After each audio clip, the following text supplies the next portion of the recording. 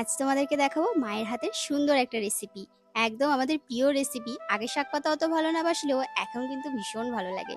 কুমড়ো শাক রান্না করবে, তো মাকে বললাম চলো আজকে রান্নাটা আমি শেয়ার করে দিই। মাও বলছিল যখনই রান্না বান্না করে তখন বলে একটু ক্যামেরায় তুলে নাও, সবাইকে দেখিয়ে দিও।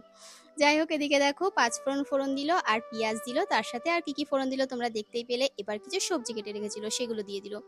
আর দেওয়ার পর নুন হলুদ সমস্ত কিছু দিয়ে ভালো করে নাড়াচাড়া করে নিচ্ছে, দিয়েছিল একটু জিরের গুঁড়ো। মশলার সাথে দেখো সবজিটা ভালো করে ভাজা ভাজা করে দেওয়ার পর এবার এর মধ্যে দিয়ে দিচ্ছে কুমড়ো শাকটা। কুমড়ো শাকটা ভালো করে কেটে ধুয়ে নিয়েছিল, আর অনেকটাই কুমড়ো শাক রয়েছে কারণ আমাদের বাড়িতে কুমড়ো শাক আমরা খেতে সবাই ভালোবাসি। আর জানোই তো শাক পাতা অল্প হয়ে যায় রান্না করলে। তো এবার ভালো করে নাড়াচাড়া করে এবার ঢাকা চাপা দিয়ে দেবে। তো দেখো মা এবার দিয়ে দিল ঢাকা।